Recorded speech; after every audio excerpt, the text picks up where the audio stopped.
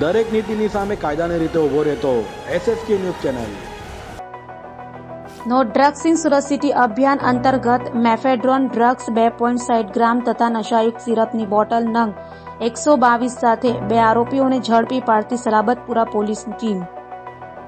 Police commissioner Shri Anupamsinh Gahlot સાહેબ નાઓના no drugs in Surat city અભિયાનને સફળ બનાવવા સારું સંયુક્ત police commissioner sector 1 Shri Wabang Jamir સાહેબ તથા નાયબ પોલીસ કમિશનર શ્રી ભગીરથ ગઢવી સાહેબ તથા મદદનીશ police commissioner C division Shri Chirag Patel સાહેબ નાઓએ માદક અને કેફી દ્રવ્યોની હેરાફેરી તથા વેચાણ કરનારા ઇસમોને પકડી પાડવા સારું જરૂરી સૂચના આપેલ હતી। જે આધારે સલાબતપુરા પોલીસ સ્ટેશનના police inspector Shri BR Rabari તથા second police inspector Shri SA Shah નાઓના નેતૃત્વ હેઠળ સર્વેલન્સ સ્ટાફના પોલીસ શ્રી BV ત્રિપાઠી તથા પોલીસ માણસો હ્યુમન સોર્સિસ આધારે આવા કેસો શોધી કાઢવા સારું વર્કઆઉટમાં હતા।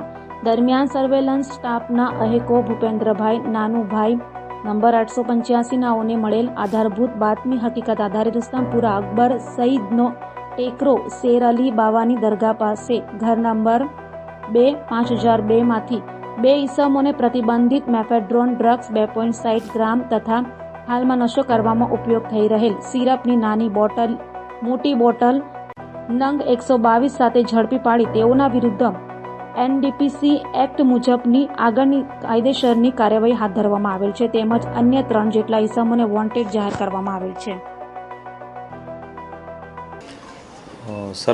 સલાબતપુરા પોલીસને ઇન્ફોર્મેશન મળી હતી કે સલાબતપુરા પોલીસ સ્ટેશન વિસ્તારમાં અકબર સઈદના ટેકરા પાસે 2 વ્યક્તિઓ એ મોહમ્મદ કામિલ સુલેમાન શેખ અને રિઝવાન ઇકબાલ શેખ આ બંને લોકો મેફેડ્રોન ડ્રગ્સ આનું વેચાણ કરી રહ્યા છે। જે ઇન્ફોર્મેશનના આધારે પોલીસે નિયમાનુસાર રેડ કરી હતી। આ રેડ દરમિયાન પોલીસને ત્યાંથી 2.6 ગ્રામ MD ડ્રગ્સ મળી આવ્યું હતું।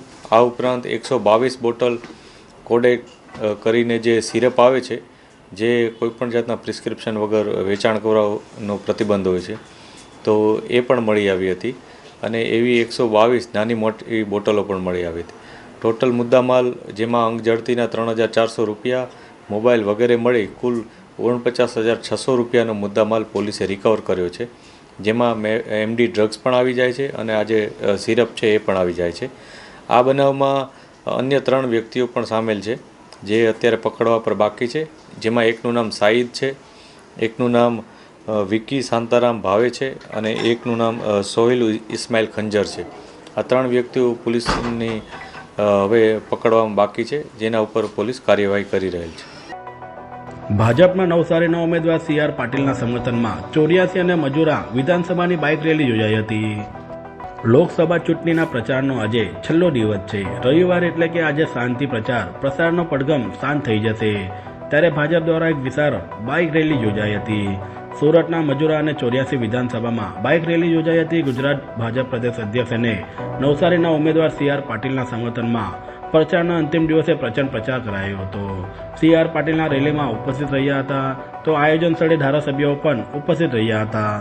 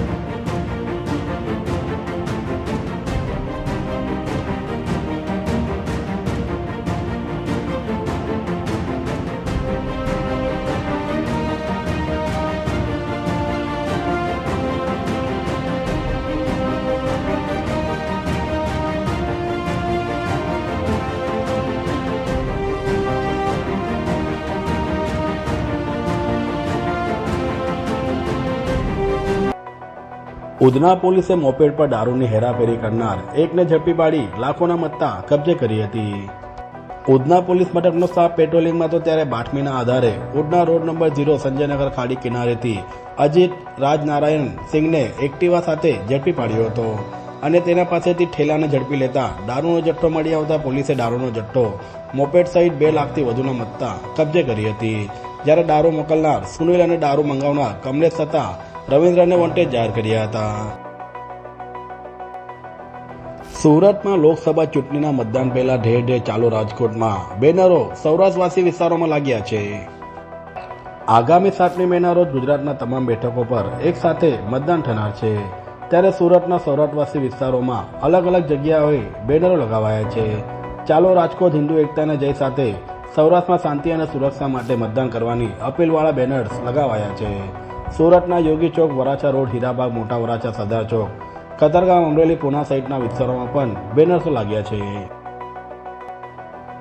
સુરતમાં રવિવાર હોય કે અન્ય રજાના દિવસો હોય લોકો સામાજિક કાર્ય કરે છે ત્યારે સુરત ઈશ્વરનગર સોસાયટીની વાડી ખાતે આઈસી ખોડિયાર યુવક મંડળ દ્વારા બ્લડ કેમ્પનું આયોજન કરવામાં આવ્યું હતું. રવિવાર અને અન્ય રજાના દિવસે સુરતીઓ સમાજ સેવા કરી માનવતા દર્શન કરે છે ત્યારે સુરતના ઈશ્વરનગર સોસાયટી ખાતે આવેલા વાડીમાં આઈસી ખોડિયાર યુવક મંડળ પ્રમુખ ભાવેશભાઈ ડોબરિયાના ભાઈ સ્વર્ગીય મનુભાઈ ડોબરિયાના સ્મરણાર્થી બ્લડ કેમ્પનું આયોજન કરવામાં આવ્યું હતું. જેમાં મોટી સંખ્યામાં અલગ અલગ સંસ્થાના પ્રમુખો તેમજ સામાજિક આગેવાનો રક્તદાતાઓનો ઉપસ્થિત રહ્યા હતા અને બ્લડ કેમ્પને અંદાજિત 100 યુનિટ રક્તનું ટાર્ગેટ આપવામાં આવ્યું હતું. તેમાં સેવાભાવી સદસ્ય તેમજ રક્તદાતાનો ખૂબ જ સહયોગ રહ્યો હતો. એમ કહેવાય કે જ્યારે દુનિયા આપણું સન્માન કરતી હોય તો દુનિયાના મંચ ઉપર જવાનું થતું હોય ત્યારે મૂળ તમારી માટી જે હોય, તમારું વતન હોય અને તમારું જે નજીકનું કોઈ સ્થળ હોય અને ત્યાં તમારું જવાનું થતું હોય અને અતિથિ તો ઠીક, હવે આમે તે પરણ્યા પછી એટલે પપ્પાનું ઘર હોય એની અંદર અમે મહેમાન જ થતા હોઈએ, પણ આપણે અહીંયા ડોબરિયા પરિવારના આંગણે પણ ધારગણી ગામના આ મંચ પર આવવાનું થયું એ બદલ આપનો એમ કહેવાય કે આભાર વ્યક્ત કરું છું. નામે તે જ્યારે મારે માટીની સાથે જોડાયેલી વાત હોય અને ત્યાં જવાનું થતું હોય એટલે વધારે લાગણીશીલ થઈ જવાતું હોય. પરંતુ જ્યારે રક્તદાન કેમ્પનું એટલે કે પહેલાં તો મારે એ વાત કરવી છે કે જ્યારે ભાવેશભાઈએ આયોજન કર્યું ને ત્યારે માત્ર એમણે એમના પોતાના નજીકના જે લોહીના જે વ્યક્તિઓ છે ને એમના માટે નહીં, પરંતુ એમના કાકા માટે આયોજન કર્યું. એટલે આ વાત સૂચવે છે કે ખરેખર એક કાકા અને ભત્રીજાનો સંબંધ કેવો હોય. ઘણી વખત આપણે આપણા પપ્પા માટે કરતા શકતા હોય, મમ્મી માટે કરી શકતા હોય, ભાઈ બહેનો માટે કરતા હોય, પણ જ્યારે એક પેઢી પછી તમે કાકા માટે કરતા હોય ત્યારે ખરેખર આ પ્રેમની અને એક સંગઠનની વાત સૂચવે છે. અને રક્તદાન એટલે કે એવું દાન કહી શકાય કે દુનિયાનો દરેક વ્યક્તિ કરી શકે. એના મનની અંદર આવે કે મારે શું કરવું, મારે કંઈક દાન કરવું છે, ભગવાને મને સરસ મજાનું શરીર આપ્યું છે તો કોણ કરી શકે. તો દુનિયાનો ગરીબમાં ગરીબ વ્યક્તિ હોય ને એને પણ જો વિચાર આવે ને કે મારે રક્તદાન કરવું છે તો થઈ શકે. પણ એક છે કે જ્યારે તમે રક્તદાન માટે સંકલ્પ કરો ને તો એના માટે તમારા શરીરને તંદુરસ્ત રાખવું ખૂબ જરૂરી છે. અને તંદુરસ્તી ત્યારે આવે કે જ્યારે સવાર, સાંજ ને બપોર સરસ મજાનો આપણે સમતોલ આહાર લેતા હોઈએ. એની અંદર હવે જ્યારે બહારનું એની અંદર વધતું જાય છે ત્યારે અંદર લોહીની અંદર જે આપણે હિમોગ્લોબિનની ગુણવત્તા કહીએ છીએ એ પણ ઘટતું જાય છે. ઘણી વખત શરીરની અંદર નિકોટિનનું પણ એટલું બધું પ્રમાણ હોય, તમે તંદુરસ્ત હોય, મારી ના નહીં, પણ નિકોટિન હોય એટલે તમે જ્યારે બ્લડ આપો છો, મેં ઘણા એવા થેલેસેમિયા પેશન્ટે જોયા છે કે બેટા તમને બ્લડ ચડે તો શું થાય. એટલે ઘણી વખત એ લોકો એવું કહેતા હોય કે અમને કોઈક વ્યસની હોય ને એનું બ્લડ ચડી ગયું હોય ને તો અમારા શરીરની અંદર એ સતત ખંજવાળ આવ્યા કરતી હોય. એટલે તમને એમ થતું હોય કે વ્યસન છે તો માત્ર તમે તમારા શરીરની અંદર જ એ ખરાબ રીતે સાબિત થાય છે, પણ એટલું જ નહીં, ઘણી વખત તમારું બ્લડ છે કોઈને જતું હોય તો એમના સુધી પહોંચતું હોય, એમના શરીરને તે અસર થતી હોય.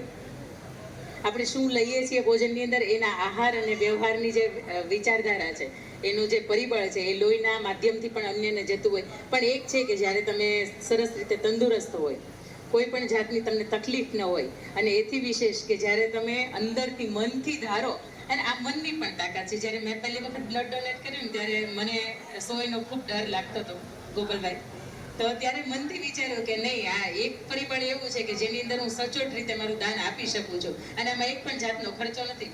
2 દિવસ વધારે સરસ રીતે જમવું પડે, આટલું જ છે. પણ એ માનસિક રીતે તૈયાર થાય ને તોય તે હિમોગ્લોબિન ઉપર એની અસર થતી હોય. આ છેલ્લા 4 વખત મેં રક્તદાન કર્યું છે, 4 વખત. દરેક નીતિની સામે કાયદાની રીતે ઊભો રહેતો SSK ન્યૂઝ ચેનલ